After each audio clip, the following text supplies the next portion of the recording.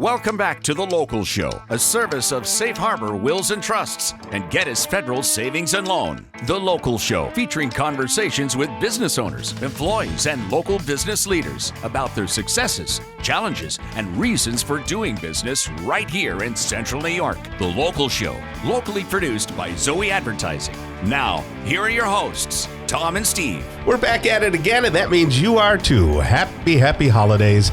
We can finally say that. It's kind of weird, isn't it, though? It seemed to sneak up on us. I know. I was busting on you when, on August 10th, you were like, the early winter edition. But, it's here. It is. Yeah. And I think that, at least this is what I feel, and I don't have any scientific proof of this, but I think that people are so tired of the conversations of politics and, the lockdowns and the thises and the that's. I am. That they're jonesing for, the holidays and family values and, being back with people that they can smile and laugh with. No, everybody. So they jumped right into it. Now, even mean people get a little nicer, maybe. Yeah. Oh, yeah. Yeah. Even Scrooge, had his day. Right? But I don't, I would rather get a root canal than go to the mall. Yeah, I know you do. Yeah. But that being said, you're walking to the mall and they're playing, Christmas music. It's kind of nice to see the hustle and bustle going on. I'll hear, maybe there's a group that do like Handel's Messiah. Right. I'm like, wow, this is How was New York? Was New York bustling when you went down there? Bustling. It was. Yeah. It definitely, your blood pressure goes up a little because everything's a little too much in a hurry. Well, yeah, of course. Next time I don't want to drive in the city. I drove in the city and it's just the driving. It takes forever to get anywhere. Did you take the train in? No, it was full. I would have. Oh, okay. Yeah. And it didn't work. So, but we had a great time. Right. Kathy Hochul says there's no crime there, so you should be safe. You should have felt great.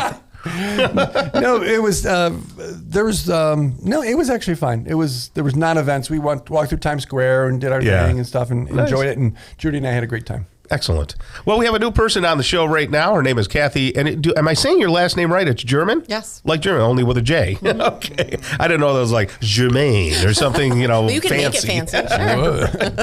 She's the executive director of New Hope Family Services. You can see them online at newhopefamilyservices.com. Newhopefamilyservices.com if you want to follow along and all that. What is your background? How did you get into this world?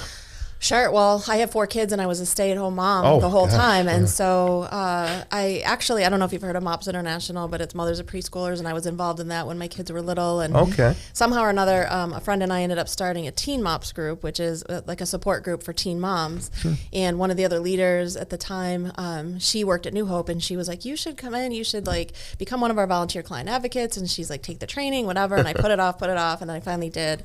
And I had started the training and then the director at the time, Martha Robb, asked me if I would interview for a receptionist position. So I started as a part-time receptionist, then a full-time receptionist, and then I became the director of client services.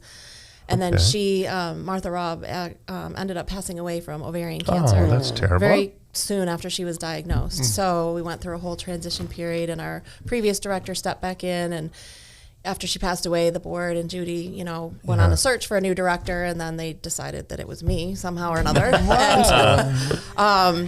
After praying a lot about it and arguing with God about why it wasn't me, I interviewed and they appointed me, and so I became the director in February of 2019. Wow. Gotcha. Are you from Syracuse originally? Yeah, grew up in Elbridge. Elbridge, okay.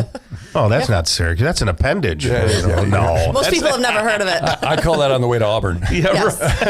It's exactly. It's funny. My wife's a realtor, and we were driving through Elbridge. She had to show a couple of houses out that way, and I said, if I had a chance to do it over again, I'd probably live out in Elbridge. I actually said that. I really like it. It's a cute little town. My parents still live there. Yeah, it's very nice. And like Steve says, you're on your way to Auburn, right? And you can go backwards to Syracuse. Right. So you're kind of right in the middle of everything. And anyway, so what is New Hope, and what can people find when they go there? Sure.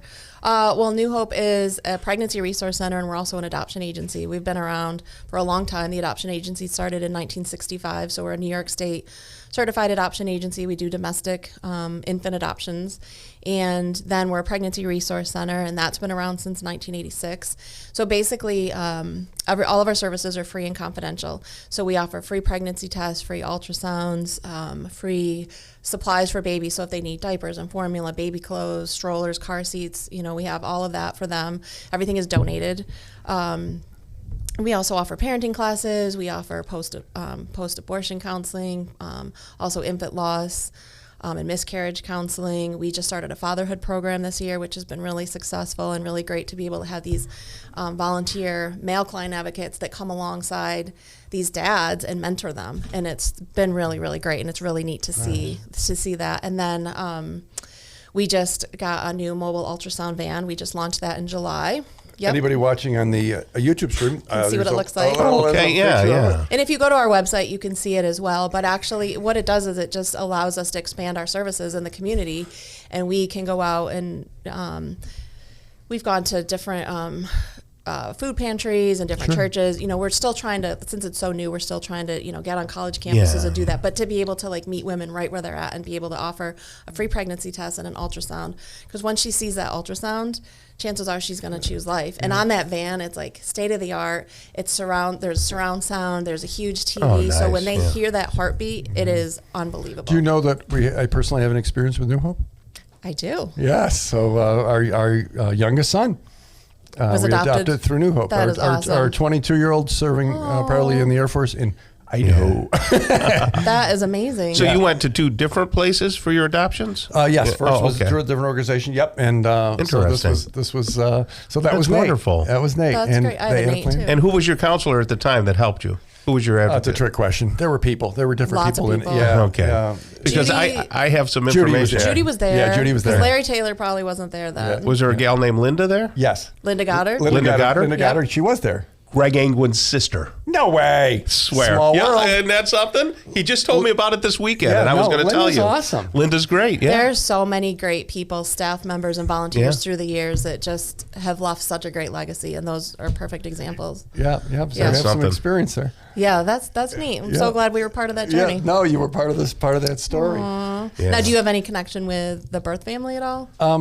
We had a little bit with over time. There was some of that. Yes. Good. And that was a good thing. Yeah. And it was a good thing for my son too. For sure. But amazing that's neat. story and some great decisions that those folks made. Some courageous decisions. And hard. And it was Now absolutely let me awesome. ask you this: I have a 16-year-old, 21-year-old, and a 25-year-old. Too late to put them up for adoption? is it, or do I have to kind of live with it at this point? We don't do infant, or we only do infant. So I'm going to refer right. you to something else. an adoption attorney. You can keep the girls. I'll take Nick. Right? Yeah. Nick's fun. Yeah. You like the boys.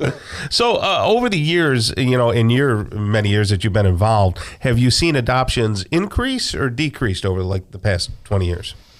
It's kind of, I've only been there since 2016, and I was at that point mostly involved in the pregnancy center side of things. So when I became executive director, I had to fast course myself into learning more about adoption. There were years, I know when Martha was there, that there was 13 placements in a year, and I think that was a high. Well, years ago when it first started, we did international adoption, so numbers were huge. But now just doing domestic, I think 13 was probably or 17 maybe, was one of the highest years, number of placements. We did 8 last year, but this year we've only done 4. Right. And from what I'm hearing across the country is adoption is down, and I'm not sure if it's partially due to the availability of the abortion pill. Right. I see, yeah. And then just, I don't know. We don't really know. But And that was kind of dovetails with my other question, too. I didn't realize that you were all domestic adoption because, a lot of times my wife and I will say, why are people adopting? And nothing, there's nothing against adopting people from China or wherever, but why do we go abroad first instead of taking care of, the United States long first? Line, Tom. Is that it? Yeah. We do have a lot of waiting families. Yeah, I don't really know the answer to that. Yeah. I really don't. There's a higher demand. And more people want to adopt than children are available for adoption. That's especially infants. Yes. Yeah. Oh, okay. All right. Well, that's a great thing that you do, though, the whole adoption thing. And that was my other question. So is adoption cost prohibitive for some people? Sure, but I think that our adoption fees are relatively low compared to what adoption agencies across the country are. We find a lot of churches we'll come alongside families and help support them in that. Nice. Awesome. Good. Geez, I didn't realize how fast the time went. I was ready for more conversation, but thank you so much, Kathy. Kathy Jerman right there. She's the executive director of New Hope Family Services. Go check them out online. Your website's very good, nice and organized, so people should see that. NewHopeFamilyServices.com. You have a great rest of the day. Thanks, you too. Thanks for having me. Jim McCarthy's up next. He's the president of Northland Communications right here on the local show, and that's 570 WSYR and 106.9 FM.